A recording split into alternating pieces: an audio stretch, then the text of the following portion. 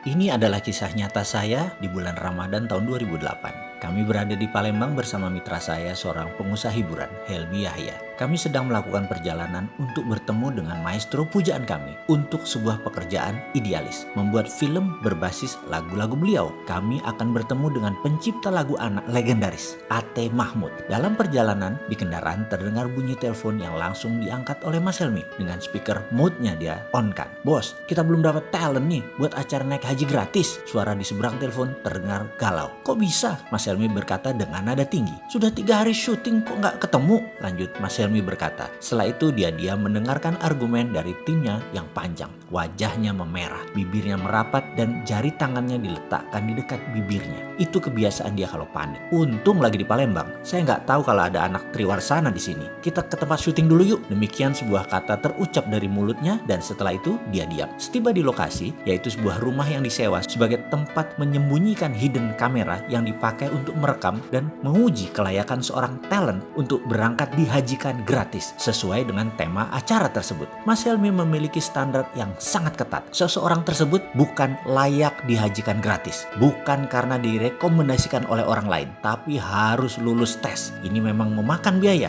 memang memakan waktu, tapi inilah kesempurnaan yang menjadi cirinya. "Mana data syuting talent hidden kamera yang kemarin-kemarin?" katanya lagi. Dalam sekejap dia menyaksikan video rekaman-rekaman para talent tersebut dites berbagai cara tesnya. Dengan hidden kamera kita memperhatikan Ustadz ini, Bapak Anu, ujung-ujungnya tidak ada yang layak. Lalu saya disuruh menilai. "Bosman, kamu lihat tuh yang dites pas sebelum Jumatan, 2 Ustadz." Mas Helmi keluar dengan muka merah. Saya turuti perintahnya dan menyaksikan. Biasa kami menggunakan penguji si Rini, spesialis pengujian. Cantik, dewasa, anggun, lengkap dengan jilbab dan aura kerendahan hatinya. Dia melakukan aksi ujiannya di depan Ustadz yang dimaksud. Dia datang jam 11.30 lalu berkata, "Saya ada masalah dengan perkawinan, saya ada masalah dengan suami saya." Dan seterusnya dia bercerita sangat meyakinkan. Sang Ustadz talent tadi yang sedang diuji mulai berdalih, mulai mewejang dan menyaksikan adegan tersebut. Maka saya tahu sekali mimik wajah dan gerak mata seseorang yang dalam tanda petik berminat. Darah saya langsung naik. Kok begini sih ini Ustadz? Ini orang terpandang di daerahnya yang direkomendasikan banyak orang. Menggeser duduknya dekat-dekat si Rini. Hidden kamera menangkap seluruh adegan dengan jelas. Dan yang mengherankan, dia abaikan sholat Jumat. Hilang rasa hormat dalam hati ini. Dasar buaya, saya berkata dalam hati. Di video satunya setali 3 uang sama saja. Malah Rini pakai dipegang-pegang lagi pundaknya. Setiap beberapa kalimat dia menyentuh bagian tubuh Rini di tangan, seperti menepis kotoran dari jilbab Rini. Dan padahal nggak ada apa-apa. Darah emosi saya naik memuncak. Gile nih, sama aja, dasar bandot semuanya. Saya mendadak sangat marah. Sebagai pria, tahu banget niat laki-laki macam itu. Emosi saya naik. Saya keluar ruangan. Mas Helmi nafasnya turun naik dengan cepat. "Gila nih, besok naik tayang jam 4 sore belum ada talent." "Di mana Rini?" "Lagi ada talent Pak, deket sini Pak." Demikian seorang staf Triwarsana menjawab. "Nih lagi kita tes, live tuh di ruang belakang." Bergegas kami melihat seluruh kru berharap-harap cemas. Mukanya semua tegang. "Jauh nggak dari sini?" saya bertanya. "Enggak Mas, paling 500 meter." Jawaban kameramen Triwarsana. "Siapa dia?" saya tanya. "Dia guru bahasa Indonesia, kalau sore ngajar ngaji." Demikian komentar staf Triwarsana. Dalam monitor terlihat seorang bapak sedang duduk kelelahan. Dia habis ngajar ngaji. Di masjid masuklah Rini. Dengan gayanya yang meyakinkan dia berkata, "Pak, saya ada anak usia 8 tahun, kelas 2 SD. Saya sudah tidak kuat merawatnya." Dipotongnya kalimat tadi ditambah dengan emosi. "Nakal banget Pak dia. Saya mau buang aja. Saya mau kasih bapak aja. Saya udah gak tahan ngurus anak itu." Si Rini menyelesaikan kalimat dengan muka memerah dan membetulkan jilbab sehingga lekuk tubuhnya sengaja yang berbentuk seksi tersebut terlihat. Sang bapak membuang muka. Kemudian dia menundukkan sambil menjawab, "Aku terima." "Maksud Bapak?" kata si Rini lagi. "Ya, sini anak itu, aku rawat dia. Ini pasti kehendak Allah. Aku ikhlas." Dia menjawab sambil menundukkan wajahnya. Muka Rini terlihat gugup.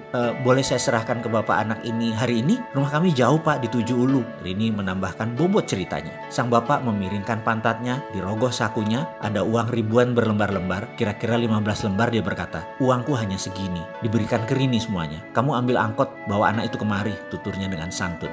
Setiap adegan ini kami menyaksikan dengan tegang. Bahkan penduduk sekitar mulai menggerombol di tempat kami. Sesak udara ruang monitor tersebut. "Ayo kita ke sana, full kamera," kata Mas Helmi memecahkan ketegangan. Bergegas kami berangkat. Penduduk sekitar mengikuti gerak kru sebanyak 15 orang. 3 kamera, 2 sound boom sangat menarik perhatian warga kampung sekitar. Setibanya kami di lokasi, kamera langsung keluar dari segala penjuru. Sang bapak terkejut, wajahnya bingung. Kemudian Mas Helmi Yahya muncul dengan mengatakan, "Alhamdulillah, bapak dapat hadiah naik haji gratis." Sang bapak terkejut bukan main. Wajahnya bergetar, giginya bergemerutuk, tak bisa berkata-kata, bersujud di sajadah berkali-kali. Dan selang beberapa menit hadir penduduk sekitaran, kira-kira 500-an warga kampung sekitaran, dan tanpa komando mengumandangkan kata-kata, "Labaik Allahumma labaik." 500-an orang lebih meneriakkan kata-kata tersebut berulang-ulang. Bergetar kami semua. Air mata saya turun tanpa sebab. Saya bertanya pada seorang ibu yang berdiri sambil menangis. "Siapa dia, Bu?" tanya saya. "Oh,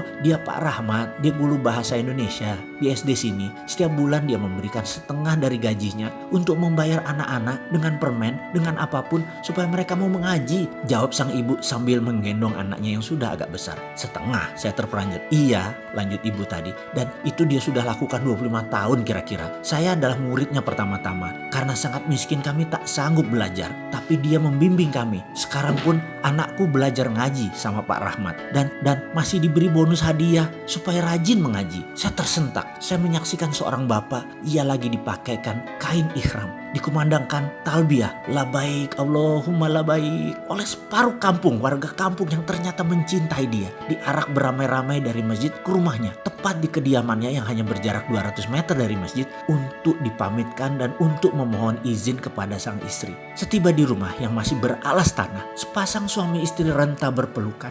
Saya masih mendengar sang bapak berkata, "Allah mengabulkan doa kita, Bu. Aku berhaji. Aku yang miskin ini berhaji." Suaranya lirih. "Mohon izin ya, Bu." Tersungkur di tanah saya seketika mendengar kata-kata tersebut. "Terima kasih ya Allah, terima kasih. Masih ada orang seperti Pak Rahmat. Engkau sisakan untuk kami belajar." Tak henti-henti saya bersyukur. Berangkat berhaji ke Baitullah tidak lagi persoalan pekerjaan dan jabatan ataupun uang. Berangkat haji adalah tentang kejernihan hati. Siapa yang pantas, maka Allah Subhanahu wa Ta'ala akan mengundang orang itu lewat jalan yang tidak pernah kita bayangkan. Marhaban ya Ramadan.